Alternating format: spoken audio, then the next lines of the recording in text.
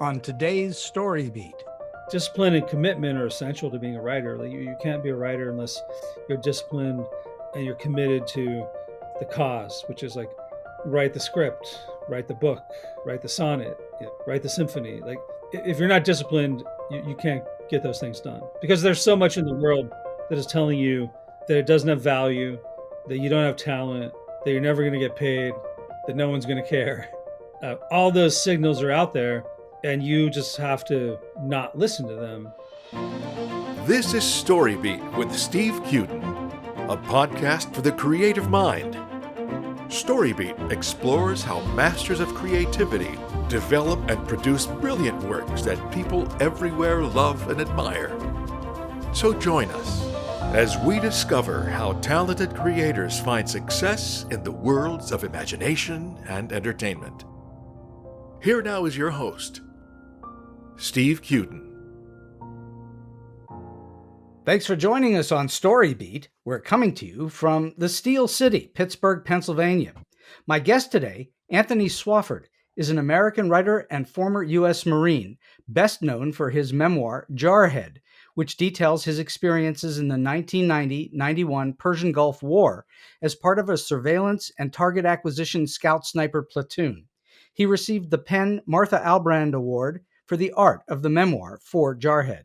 A feature film of Jarhead, directed by Sam Mendes and featuring Jake Gyllenhaal playing Tony Swofford, was released in 2005. Subsequent to his military service, Tony pursued writing, earning a BA from UC Davis and an M.F.A. from the renowned Iowa Writers Workshop.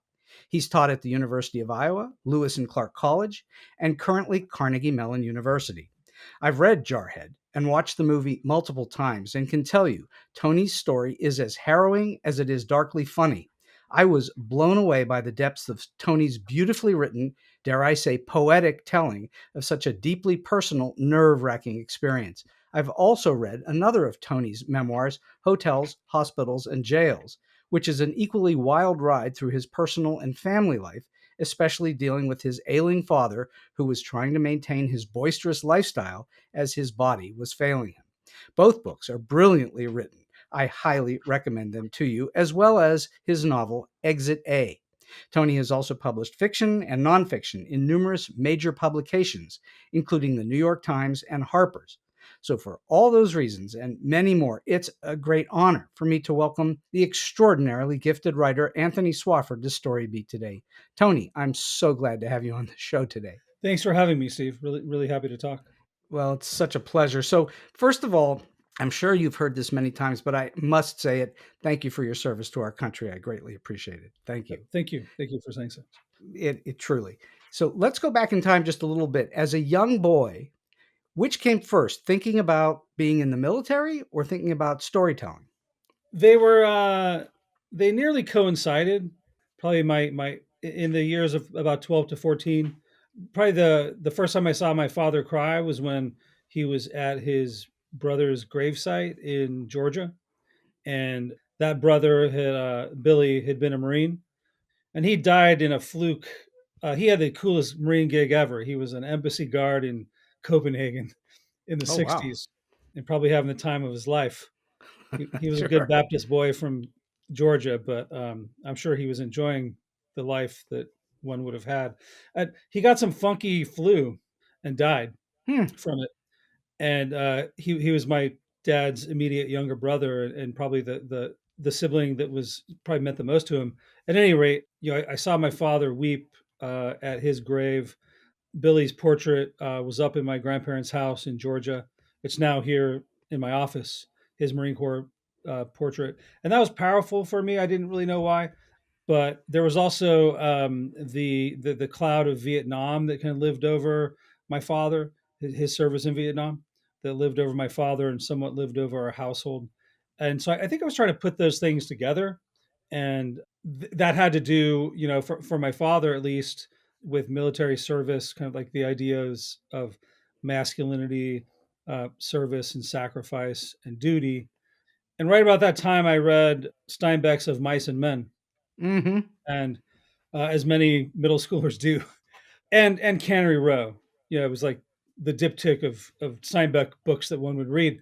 And Right. we would always go to Cannery Row in Monterey.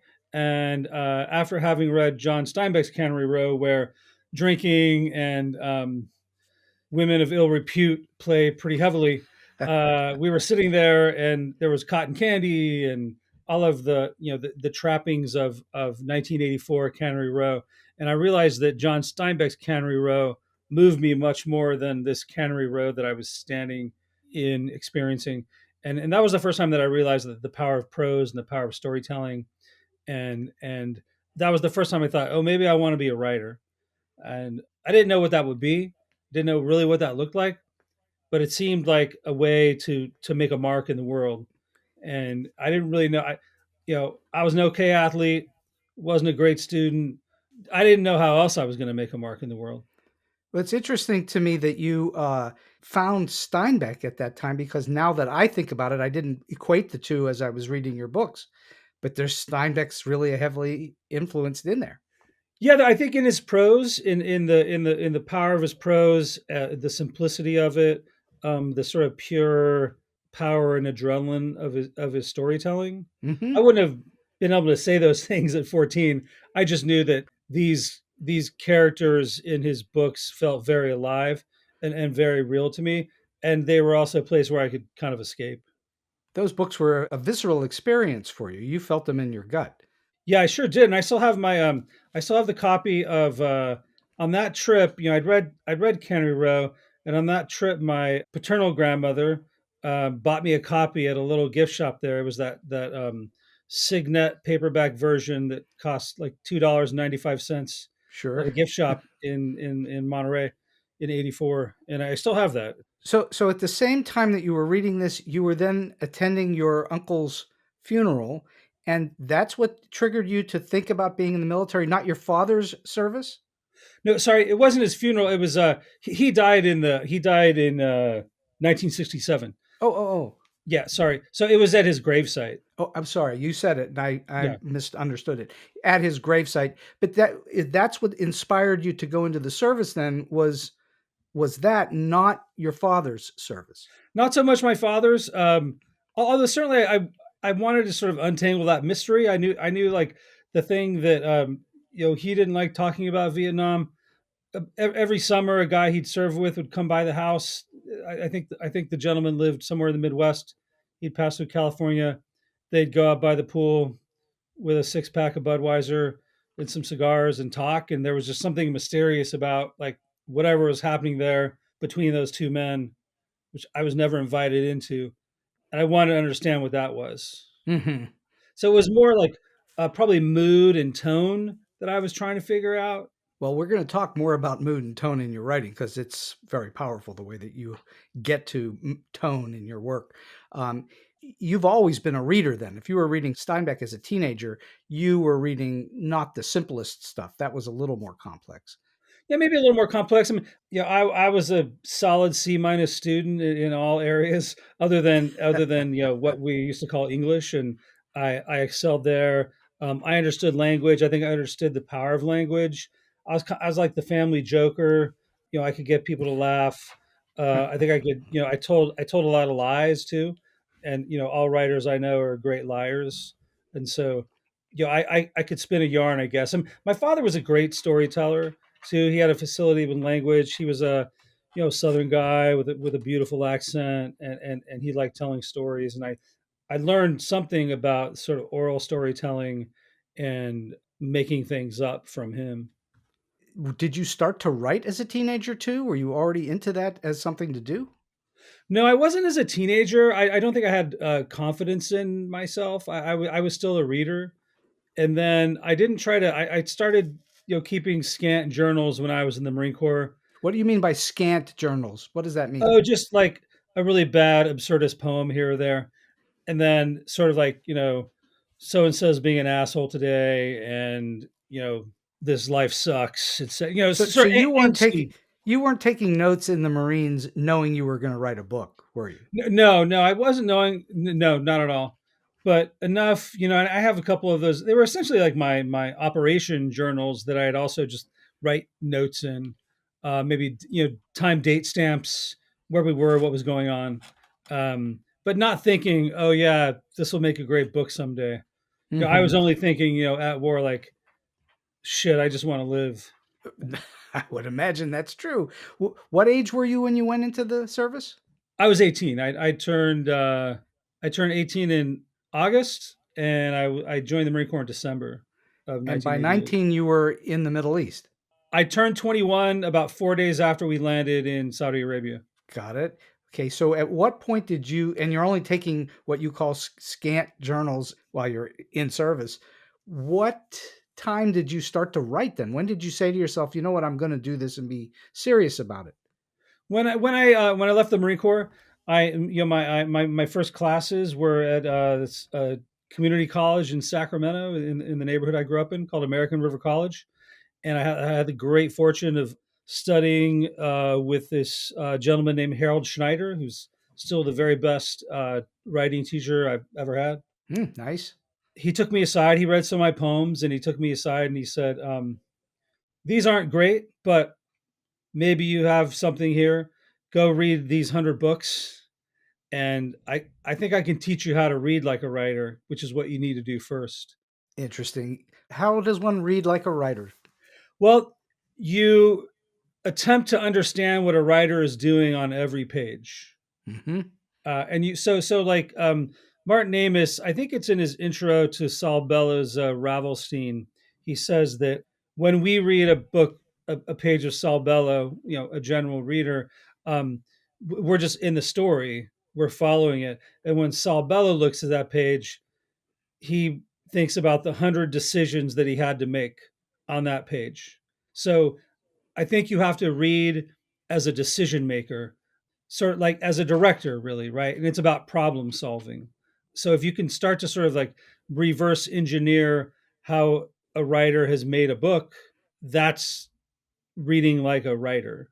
I think that that's quite beautifully said. I've never thought of it quite the way you said it, and I think that that's really true. You have to read like, how would I do this, or how can I make it mine or better, or however you're thinking. And for you, you're getting that off of getting it from your professors, and he says go read like a writer. And you've always been a reader, though, haven't you? Wasn't new to you. No, yeah, reading wasn't new to me. I didn't read a whole lot in the Marine Corps. Weren't a lot of books around. My mom sent me The Stranger and Macbeth and another copy of Cannery Row when I was deployed to the war, and so I kind of lived with those. I love The Stranger. I loved the dark existential philosophy, and that's sort of where I lived, where my mind lived. But I knew that that I needed to be around people who were also anxious to learn, and I wouldn't have said that. Like, I got out of the Marine Corps, and I didn't know what the hell I was going to do. I knew I wanted to go to college. I lived with my mom for the first couple of months. Her across the street neighbor was a woman who was a president of a bank. She's still also a friend of mine. She gave me my first job at her bank. I was the worst bank teller ever. My drawer was always short. She covered my ass all the time. But I should have been fired like 10 times. But she gave me a loan for a shitty truck, and I did that for the first couple of years when I got out of the Marine Corps, while going to school. So while you're in school, you're starting to write, and I have to assume that you started to like it and you started to think you were decent at it. At what point, as you're writing, whether then or later, did you say to yourself, you know what, I am pretty good as a writer, and I'm going to try to make some kind of go at this to get published? I won this the best $100 I ever made as a writer. I won a Cal Poly Pomona had this community college writing contest statewide for Mm-hmm. California, and I won the poetry contest. Wow. I want to say 1997. I got $100 for it. I flew down there. I spent $200 flying down to LA, flying me and my girlfriend down there, and I went to this prize winner event. And I don't know, it was fucking cool. And I read my poem up there. There were professors and readers from another place who didn't know me who said this poem had some juice that made me think like maybe I do have some talent. I transferred right after that to UC Davis. I lucked out just having great mentors. I don't know if it was because they thought I might have some talent or, they thought I was a psychopath or what, but I had this great writer named Jack Hicks, who was at UC Davis for a long time, a writer named Catherine Vaz, who was there for a couple years. I just happened to luck out having her as my mentor there. Yeah, I just got support and people telling me, to keep doing it, to not stop. And you were enjoying it enough to keep doing it then. That was part of Yeah, it. I did. I loved writing. I wrote every day. Do I you worked a still? 40-hour-a-week job in a frozen foods warehouse in West Sacramento. Worked like 5 to 1:30 p.m., got off, drank beer at the Exxon with my buddies until like 4, slept for 3 hours and went to campus. But I was around like working in that frozen foods warehouse. There are a bunch of Vietnam vets. They were Teamsters and longshoremen. A lot of Vietnam vets, a lot of just like real people, like guys who'd seen some shit, guys who worked their asses off to support their families and support themselves. And so I couldn't be precious there, because they would just call me college boy and professor, and they just fucked with me because I was the guy who was like going to UC Davis. So that I gained no respect from them. I did, but they never showed it, right? Right, right. But I could tell, like, there were a couple of them who would pull me aside and they would say, like, get the fuck out of this place, go do something. Because they knew that was dead end for them, but they knew you could go somewhere with it. Sure, yeah, and they were guys around my dad's age, and they didn't want their own kids to work in a frozen foods warehouse. They were busting their asses so their own kids could become doctors and lawyers. And Sure. Are you still writing every day? no, God, no, I wish. I try to write a couple days a week. Time is the writer's greatest resource, and the Mm-hmm. resource that many writers lack. For me, I've got 3 awesome kids. I spend a lot of time with them. That's a lot more fun than writing. I guarantee that's right. It's more rewarding. But I'm trying to set my life up now where I can, if I can set it up in the next year where I can write 4 days a week, I think I'll be really happy with that, and I'll be productive. So, are you still writing poetry as well? Oh, every once in a while I write. I'm an insomniac, so I'm up at 3:30 and I have a great idea for a poem and I bang it out and then I forget that it's on my laptop. But Well, so what do you think of yourself primarily as a poet, as a memoirist, as a novelist, as a short article writer? Well, how do you think of yourself, or is it just all of the above, or something else? I think it's just lowercase writer. I have stories I want to tell and I try to find the best medium to tell them. For years, I've been trying to crack a Sacramento cop story. So I wrote a feature, wrote some pages of a novel with a writer director, great friend of mine named Orrin Moverman. Sold a pilot to HBO about a cop in Sacramento, and I just was never able to crack it. So I think the content guides me in terms of form and genre.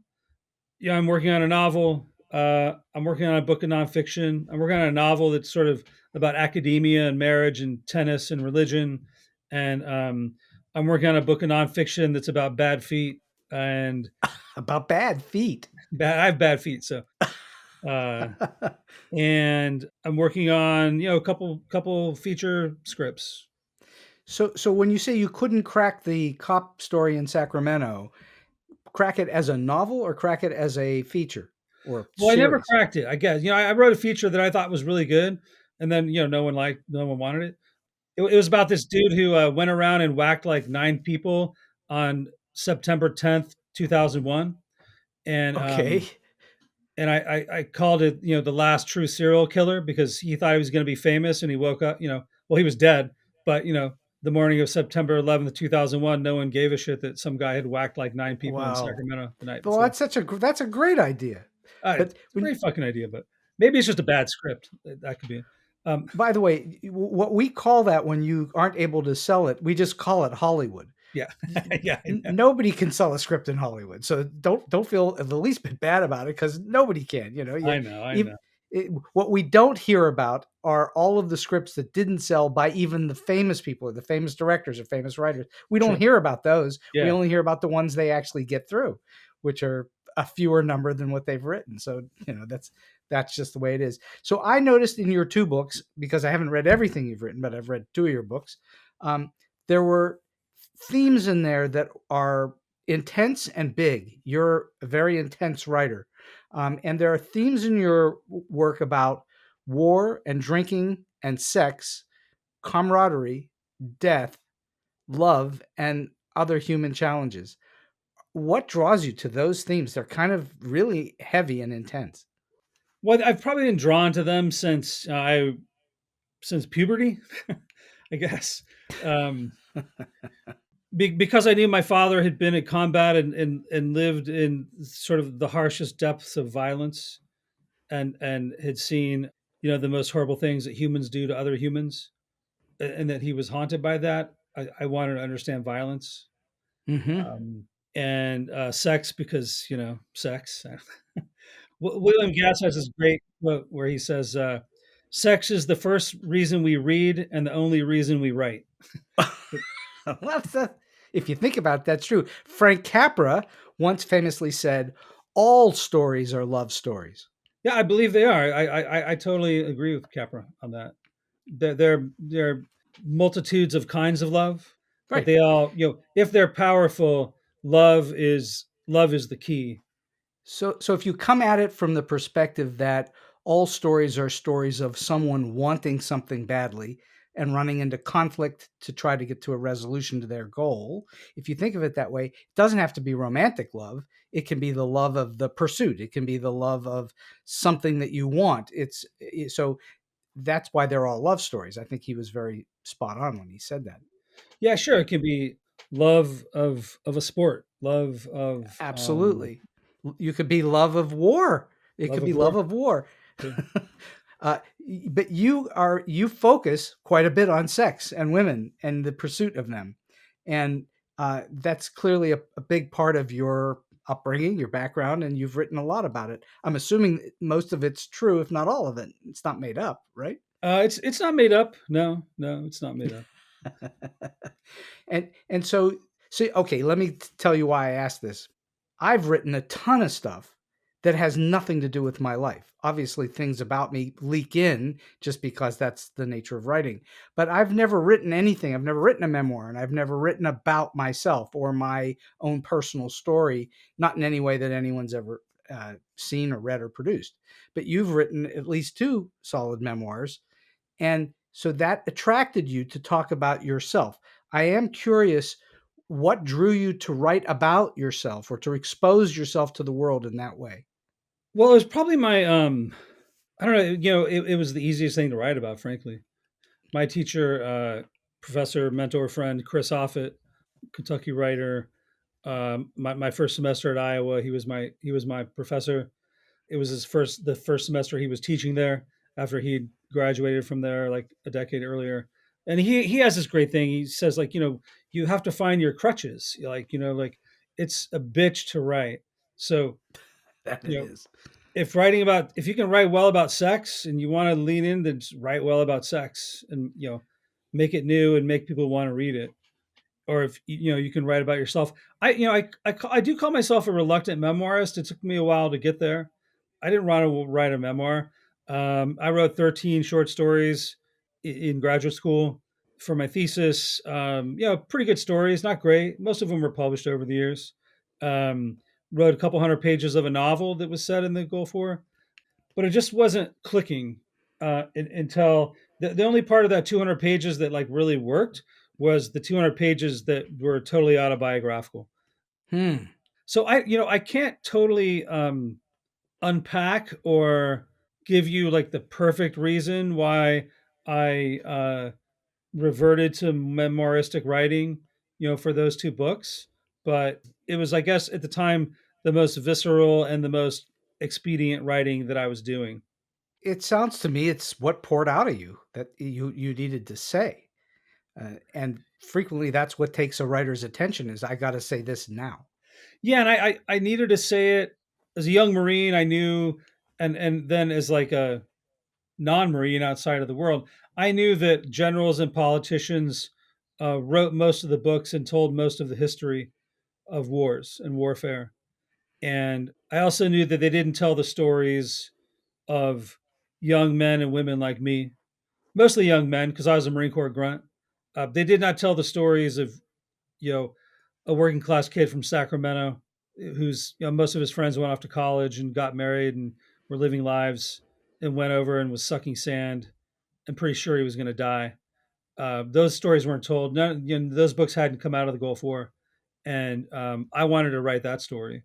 I knew that Well, story was important, and I wanted to etch my name in some window pane of history. And mhm. it happened when I started writing my own story. My prose was most strong. I was writing with most clarity, the most meaning, and probably the most artful writing that I'd done to that point.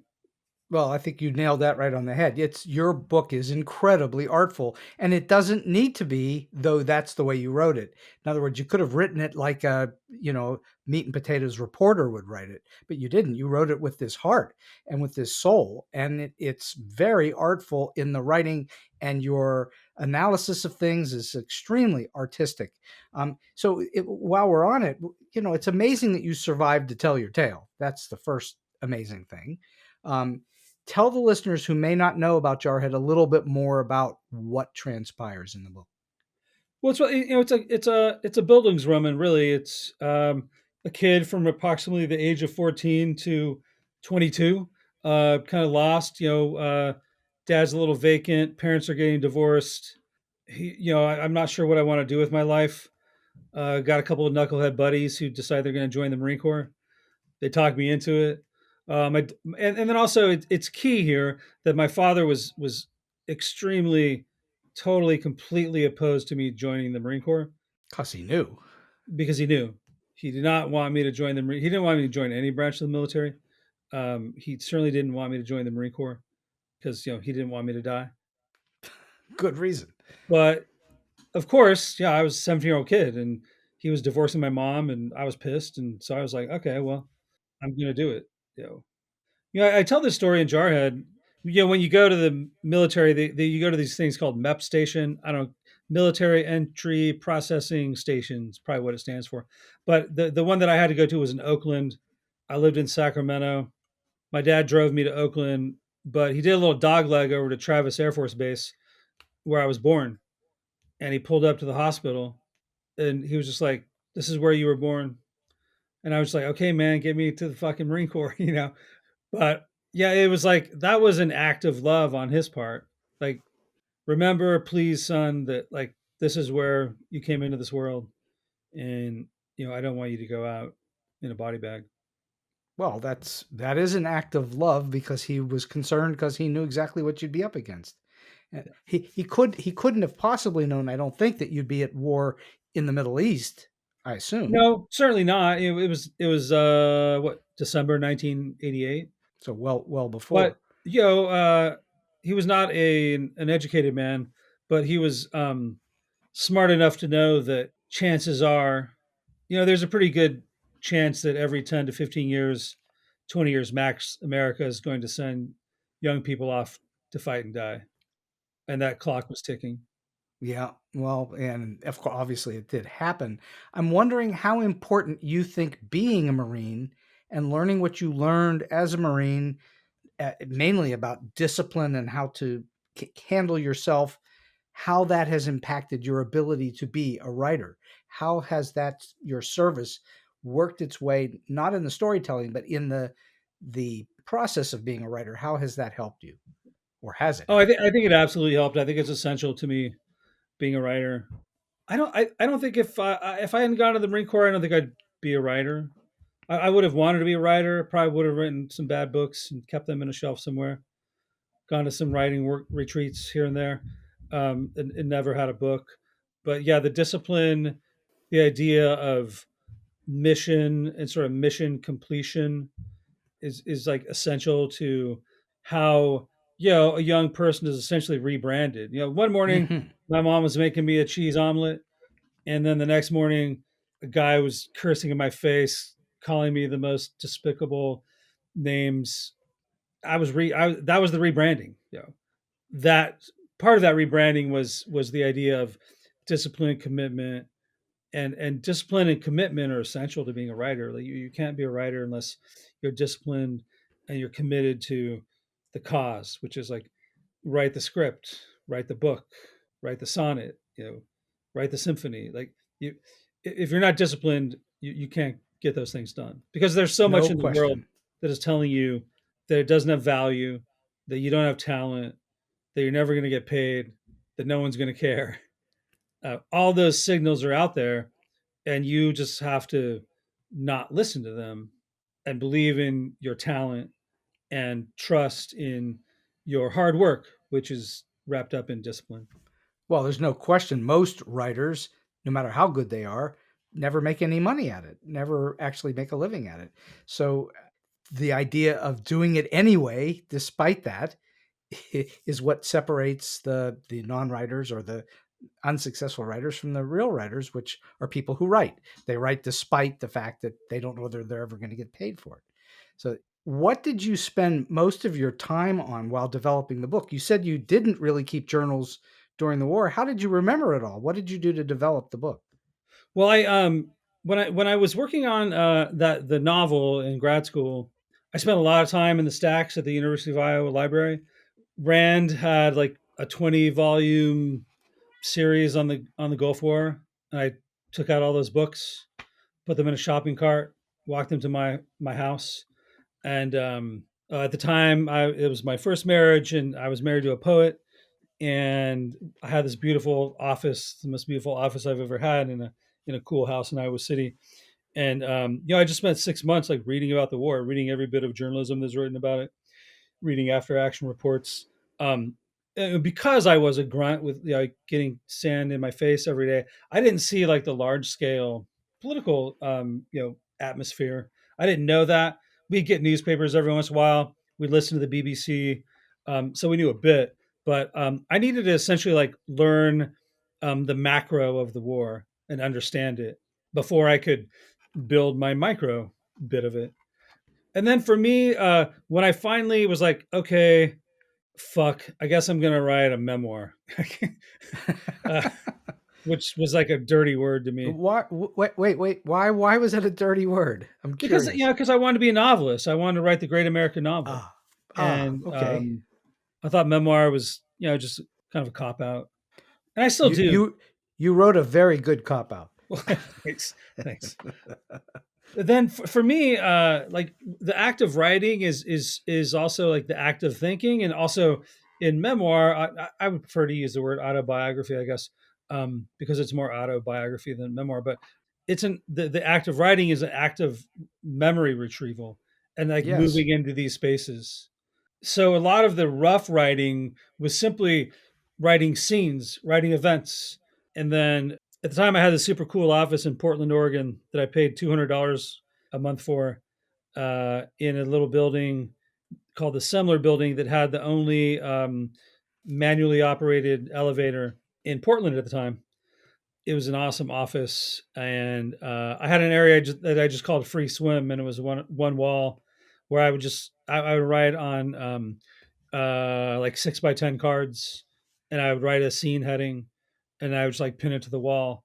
And so I knew those were things that I could go back to. So that became sort of like my memory field in a way that I could return to. Is that how you structured the book, by pinning up story ideas and scenes?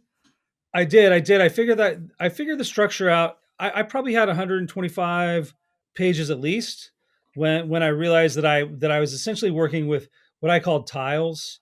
So I was working with tiles, and one tile was boyhood, one tile was Marine Corps ethos and mythos, one tile was Marine Corps training, one tile was combat, and the fifth tile was post-war life. And so once I realized that those were the tiles that I was working with, then I could like work on a tile and not worry about like what was next. And then the task of really like making the book work over probably like 12 drafts was that was about timing, because there's no mystery. This kid went to war, he lived. So you're not like, oh, is he going to die? Like, he's left. Right. So Right. the pressure and the tension and the conflict in the book comes from essentially cuts, and movements between tiles. And your interaction with your fellow Marines. There's a lot of conflict there. Oh yeah, well yeah, that conflict is all over those pages. It's And my palpable. conflict with the Marine Corps, like what has the Marine Corps made me? What will I be when I leave? I was not this human on December 14th, 1988. Who the fuck am I going to be on December 15th, 1992, when I want to become a college student? And so those were the internal and the external conflicts that are at play. Well, and you were dealing with real life and death, so that's also highly conflicted, and the dangers that you were in at varying times.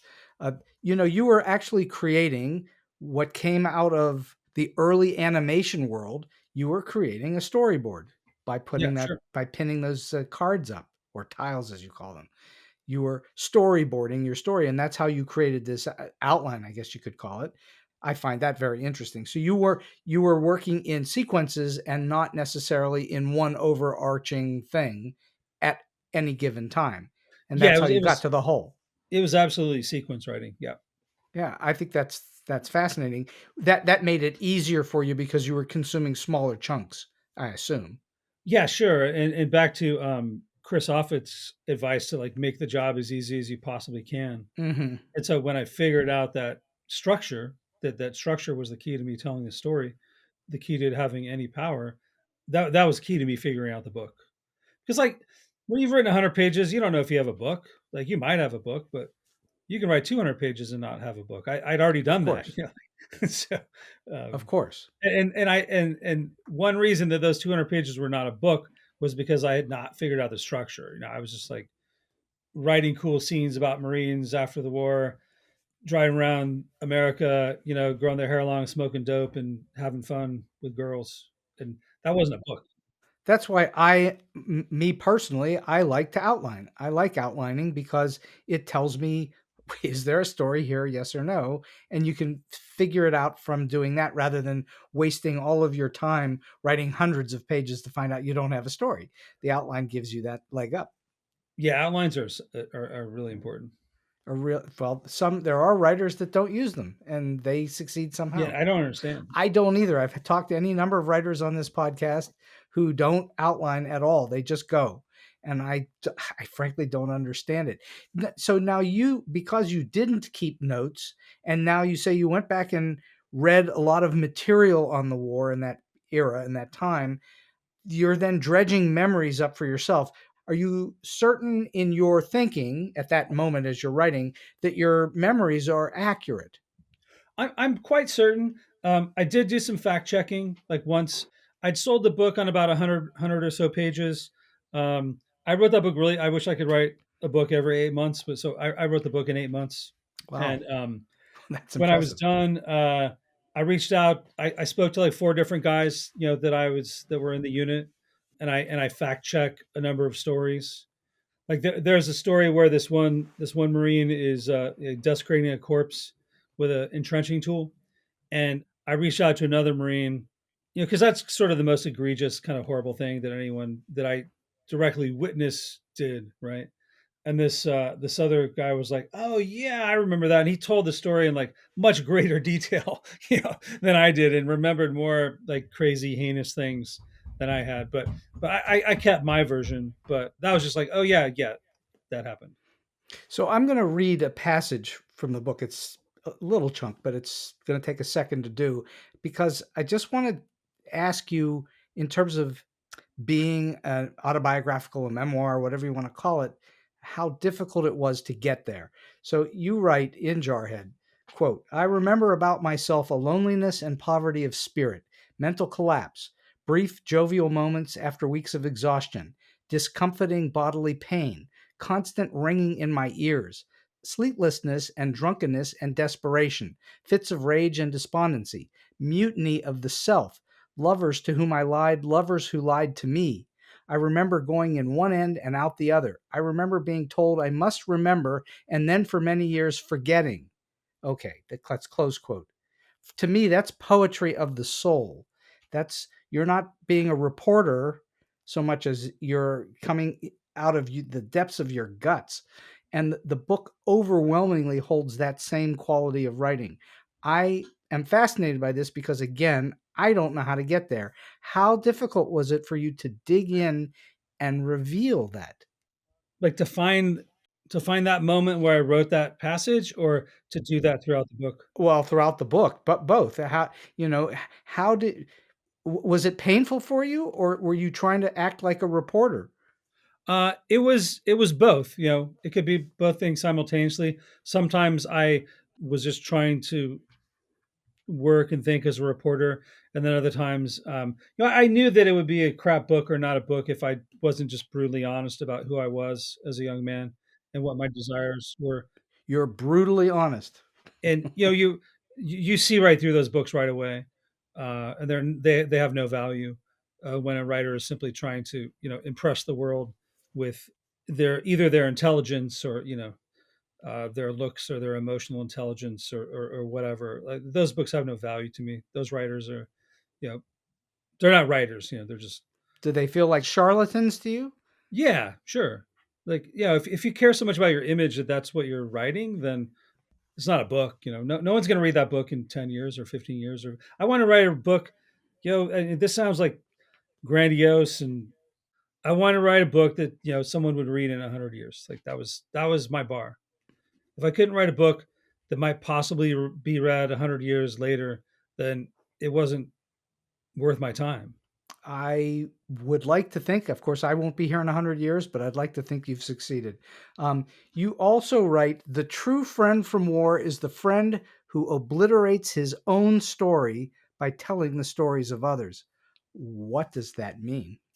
I don't know. That's a good question. You wrote it. Well, I think I may have been trying to defend myself as the storyteller of my platoon Mm-hmm. and of my unit. It may have been like an olive branch for shorts, because I knew I would get shit from Marines. I knew that some people would say I was betraying the Marine Corps, that I was betraying the unit, that I was betraying the ethos, and it could have been me defending myself before I was charged.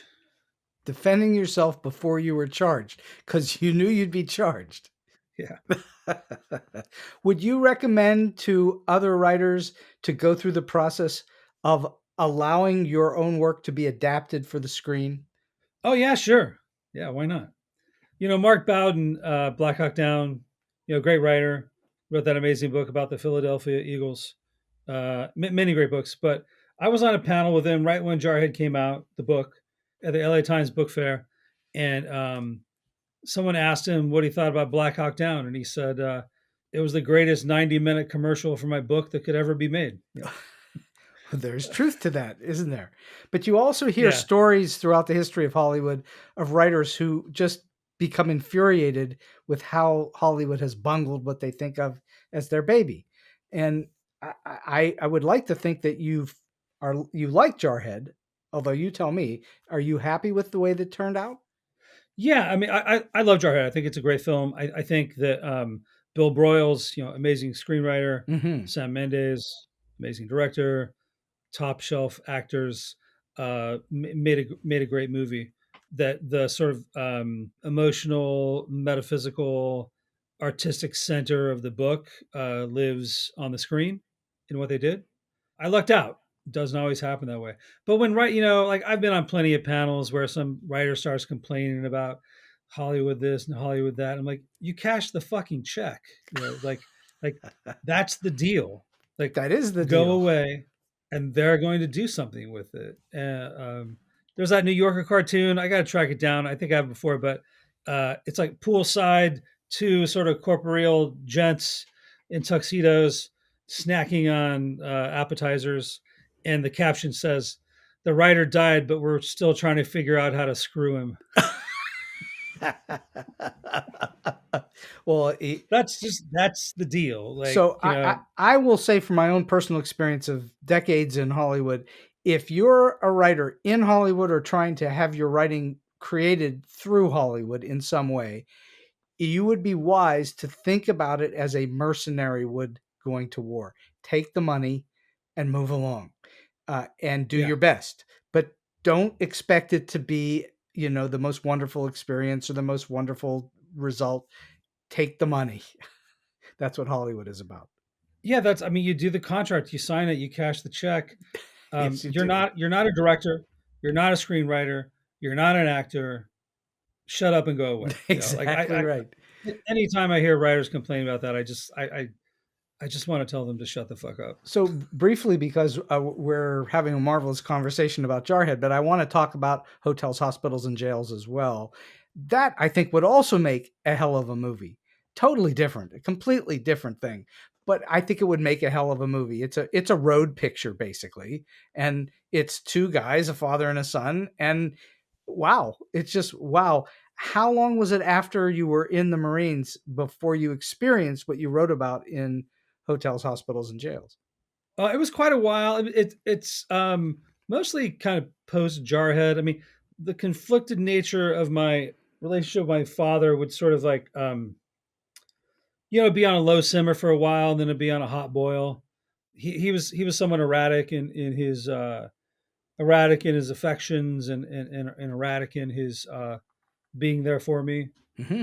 In my 20s and into my 30s. He was dealing with his own stuff. My brother died, his first son. My older brother died when I was 28. My brother was 34. I just fucking wrecked my dad. Like, he was never the same. And I kind of resented that. I thought he should have I don't know, behaved differently around my brother's death. But I get it now. I get it now. I'm a father now. If one of my kids died, it would just fucking ruin me. Mm-hmm.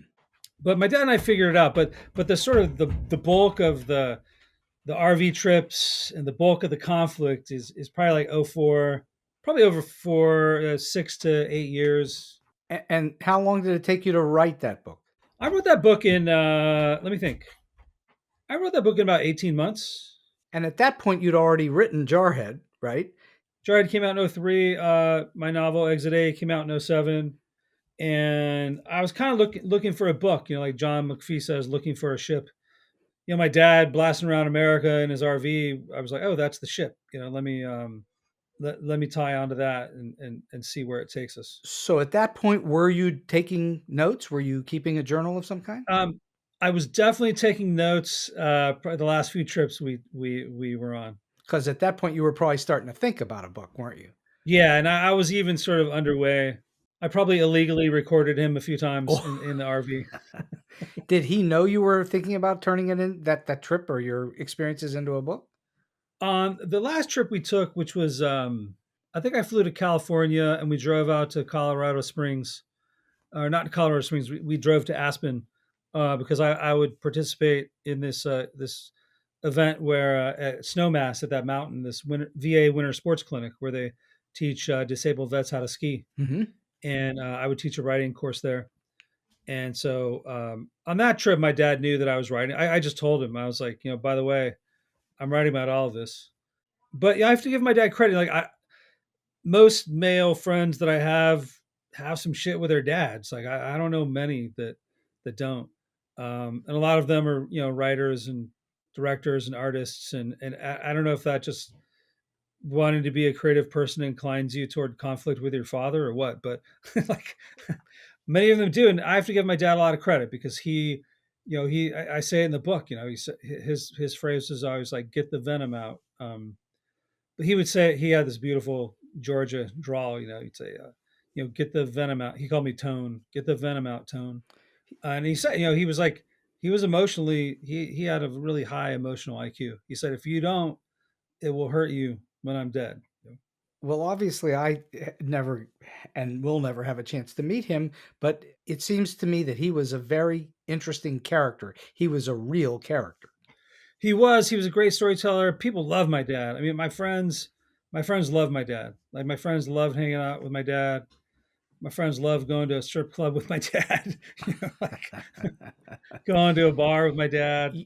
You write in the book, and again, a quote, for many years, I had considered combat the only test of a man's greatness, but I'd begun to understand that for me, fatherhood would be the real measure. That's what you're talking about, yes?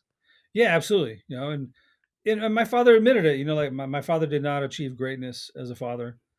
He said that he wished he'd done better. He said he'd done the best he could. He had a horrible childhood, like serious like Georgia poverty kind of stuff Mhm. that was dark and like Southern Gothic. He had beautiful siblings, but the parental unit in his home wasn't great, and so he did do the best he could. And I was able to forgive him, and there, and that's I say that, and I'm like, I don't know that I had to forgive him. Like, why? I don't know that I needed to forgive him. I just needed to. I think he just needed me to say like, "That's okay, Dad," and that's what that's what I said. Do you think that having written Jarhead, which is a memoir or an autobiography or however you want to call it, and then hotels, hospitals, and jails, do you think that you're purging these emotions? Is that part of the process to get it out of you? No, it never got. It's never out. I think I'm. You used the word mercenary earlier. I'm like, I'm a writer. I need content. I need something that's powerful. That's Okay. there. It's in my lap. There's like Joan Didion says. Writers are constantly selling people out, and I like to say that memoirists are constantly selling themselves out. Mm-mm. If you're not, then you're not. Then you're writing a weak book. That's very interesting. So it requires a certain degree of courage and bravery to go in there and actually be very tough and detailed in what you're doing. You can't be namby-pamby about it. No, you can't. You can't. It'll show. It'll show. It absolutely will show. Well, I have been having just this fascinating conversation for an hour now with Anthony Swofford, Tony Swofford, and we're going to wind the show down a little bit. And I'm just wondering, in all of the experiences you've had, which are many and quite fascinating and interesting, I'm wondering if you're able to share with us an experience that's either weird, quirky, offbeat, strange, or just plain funny, more than what you've already shared with us. Well, I probably have about 40 of those. I bet you do. Some of them not, not for primetime television. But so I was a couple years back. I was developing a TV show with this great writer and producer named Chris Morgan. Fast and Furious, good dude, solid dude, great writer, and he's on the Universal lot, and so I go there all the time for meetings. Drive from Santa Monica, had this little 2006 pea green Prius, and which I loved. My wife sold it without telling me to. Oh, I was brokenhearted when we lost that car. But so Chris's bungalow was right next to the Rock's bungalow, and I'd go by. I never and there was this placard that said "The Rock parking only," in like red. I never saw a car there. I've been to the bungalow like 20 times. One time I was late. I was like, "Fuck it, The Rock's not gonna park here." So I park in the spot, right? And I go over to Chris's bungalow, which is like right around the corner, sweating and running late. We're in their meeting about 20 minutes in, his phone rings. This is his assistant. She's like, hey, Chris, so someone's parked in the Rock spot, and they said they think someone came into our bungalow. It's like a green Prius. And I was like, oh, fuck. And Chris is like, hey, you gotta move your fucking car, man.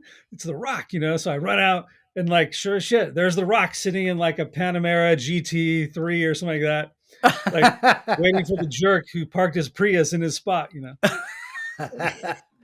What did he say to you? He didn't say anything. He didn't. I just waved. I was like, sorry, Rock, jumped in my little Prius and then had to find another parking spot. The one day he shows up. Yeah, the one, because it's like he's got to be shooting a movie somewhere or doing some cool shit somewhere. Like he's not going to be, on the lot. So you got away with it, in other words. I got it. Yeah, the Rock didn't punch me. I didn't get fined. Yeah. That's I love stories like that, and that's tells you again about Hollywood, where the priorities are. It's about status and parking spaces and pretty cars, expensive cars. That's Hollywood. His car was much prettier than mine. Well, yeah, that would be true. All right, so last question for you today, Tony. You've shared with us a pretty significant amount of really excellent advice throughout the whole show, but I'm wondering, is there a single solid piece of advice that you like to give to those who are just starting out in the business as a writer or maybe they're in a little bit trying to get to that next level? I've got a lot of bad advice, but Well, give us some of it. yeah, like never stop writing. Like trust your talent, and just always write. Like a TV writer friend of mine, very successful, and he's like, write a pilot a year. Like if you want to be a TV writer, write a pilot a year, because you never know when someone will say, "Hey, we need a show about this," and you're like, "Oh shit, I've got a show about that," and it might not be perfect, but just like never stop writing, believe in your talent, and when everyone's telling you no, just tell yourself that they're wrong. Well, I think that that's extraordinarily wise advice. And on top of that, it almost never fails if you go in to take a pitch session in Hollywood and they don't like what you're pitching, they will frequently kindly say to you, "Do you have anything else?" And Sure. there you would have a nice trunk full of ideas, even if it's not what you were pitching. Yeah, you always need to have like 3 or 4 things, in the hopper. Always, always. It's very important.